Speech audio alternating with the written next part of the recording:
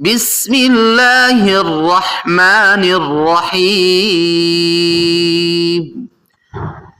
قل أوحي إلي أنه استمع نفر من الجن فقالوا إنا سمعنا قرآنا عجبا يهدي إلى الرشد فآمنا به ولن نشرك بربنا أحدا وأنه تعالى جد ربنا ما اتخذ صاحبة ولا ولدا وأنه كان يقول سفيهنا على الله شططا وأنا ظننا أن لن تقول الإنس والجن على الله كذبا وأنه كان رجال من الإنس يعوذون برجال من الجن فزادوهم رهقا وأنهم ظنوا كما ظننتم أن لن يبعث الله أحدا وأنا لمسنا السماء فوجدناها ملئت حرسا شديدا وشهبا وأنا كنا نقعد منها مقاعد للسمع فمن يستمع الآن يجد له شهابا رصدا وأنا لا ندري أشر أريد بمن في الأرض أم أراد بهم ربهم رشدا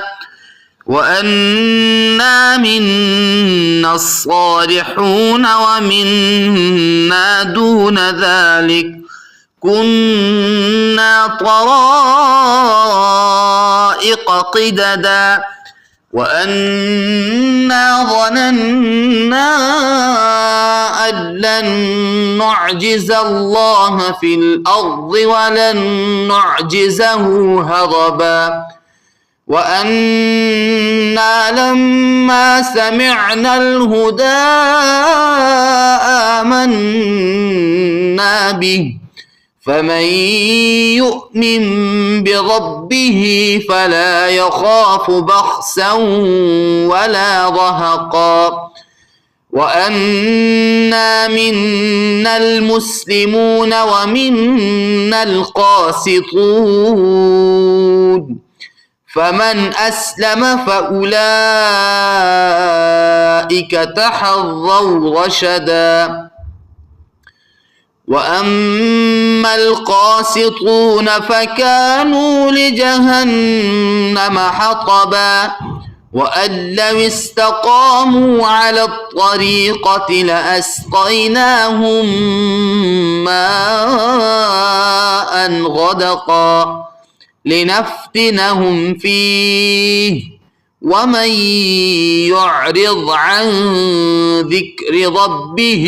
يسلكه عذابا صعدا وأن المساجد لله فلا تدعوا مع الله أحدا وأنه لما قام عبد الله يدعوه كادوا يكونون عليه لبدا قل إنما أدعو ربي ولا أشرك به أحدا قل إني لا أملك لكم ضرا ولا رشدا قل إني لن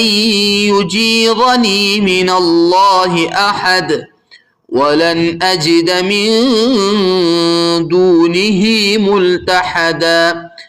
إلا بلاغا من الله ورسالاته ومن يعص الله ورسوله فإن له نار جهنم خالدين فيها أبدا حتى إذا رأوا ما يوعدون فسيعلمون من أضعف ناصرا وأقل عددا قل إن أدري أقريب ما توعدون أم يجعل له ربي أمدا عالم الغيب فلا يظهر على غيبه أحدا إلا من ارتضى من رسول فإنه يسلك من بين يديه ومن خلفه رصدا ليعلم أن قد أبلغوا رسالات ربهم وأحاط بما لديهم وأحصى كل شيء عددا.